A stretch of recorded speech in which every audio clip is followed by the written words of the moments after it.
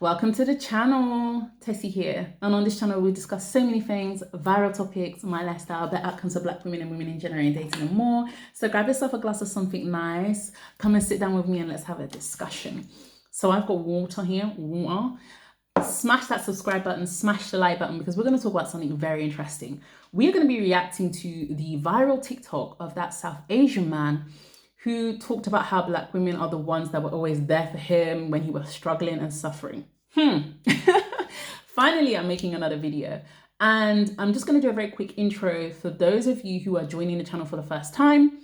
I am a Nigerian woman born and bred in London. I am actually in an interracial relationship with a Polish man, Greg, and we are about to get married in a couple of months. We have booked our wedding venue. The Catholic priest has come to register our wedding. So the wedding is going to be posted on the channel. It's going to be awesome. I'm also currently expecting and starting my stay-at-home mom journey. We have just moved into a brand new luxury apartment for the two of us while we house hunt for a forever home. And I am also doing a lot of renovations for my properties, investment properties abroad. So a lot is happening on this channel. So stick around because it's going to be good. Okay, let's get into it now. So we're going to talk about the South Asian man who was talking on TikTok about how Black women are the ones that are supposed to come to, you're supposed to go to them if you're struggling or suffering in life, blah, blah, blah. And now I don't think that man meant ill. I don't. I think he was trying to be positive. But because of the negative connotations and the history that Black women have endured in relationships with men, that had severe implications. I don't think he realized the severe implications of what he was saying.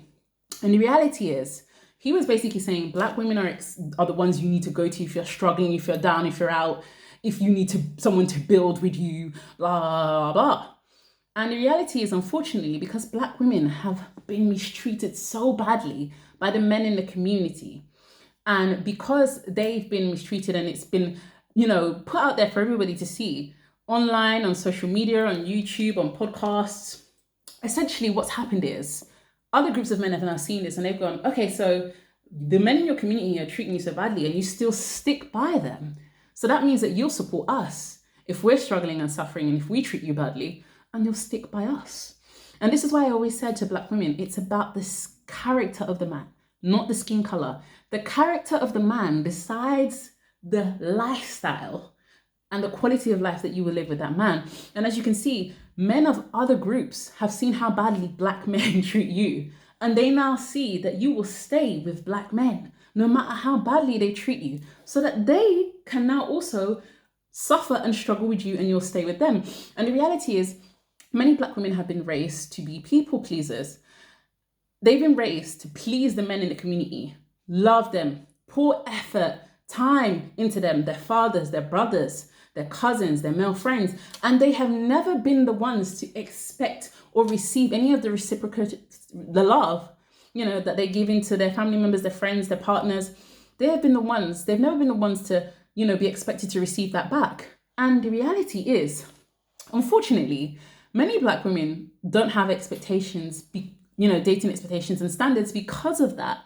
And it's sad because a lot of Black women really don't understand that they deserve to be spoiled and taken care of and loved and treated well, which is why I love showing how much Greg takes care of me, how he spoils me, treats me rotten. Because I need Black women to understand that you deserve to be treated well. No matter what you look like, you don't have to get plastic surgery. You don't have to have the tiniest waist in the world, right? You don't have to have any of that. You deserve to be treated well, spoiled well. You deserve to be loved and taken care of. And this is what I was telling you. I remember I told you about this in my previous video. I'll link it up. Didn't I tell you that Black women are expected to build and suffer and struggle with men because they see this as your inheritance? They see this as what you are built to do. This is a generational suffering. You are expected to suffer with men. Your daughters are expected to suffer with men. Your children's children are expected to suffer with men. And this is what they expect you to do, and they expect you to do without complaint. They don't see you as the people that you deserve to be spoiled, and you 100% deserve to be spoiled and taken care of and treated well and provided for. And unfortunately, the men in the community have not been raised to do that. And now other men are seeing that. So even dating out might become an issue because other men are now seeing that and trying to model the same, behavior. You have to have really high standards and expectations in order to get a guy that will take care of you. And a lot of Black women, this is why they've been locked out of amazing life, like stay-at-home mom life and all of that, because the reality is it's actually rare for a man to go the full distance and provide for his family without becoming abusive, without misusing that responsibility he's been given, right? And the reality is a lot of men are not mentally stable. In order for you to be a good provider as a man, you need to be mentally stable to be able to take on that pressure. And a lot of men are mentally down. They may be stronger physically, but they are down mentally. On top of that, economically, it is really hard for men on average to be able to make that money to provide for their family. And Black women historically haven't been with men that have been able to do that. Now, the reality is, I would never advise any woman to become a stay-at-home mom if that man isn't ready to spoil you, love you, take care of you, and really go the distance for you. Just because one man provides for one woman doesn't mean he's going to provide for another. Actually, Greg told me before he met me, he was very cheap in his previous relationships.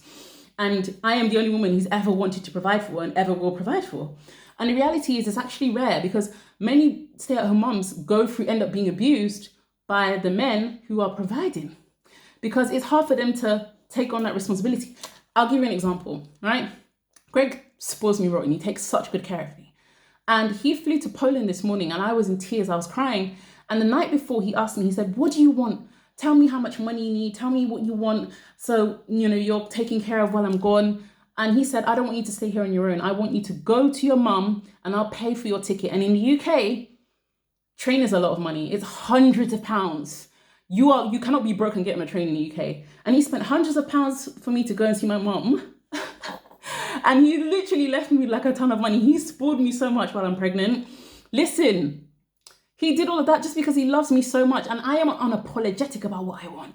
I am very confident. I have high self-esteem. And I've always told women to have high standards. I don't care what anybody says, right? I know what I want in life and you deserve to be treated well.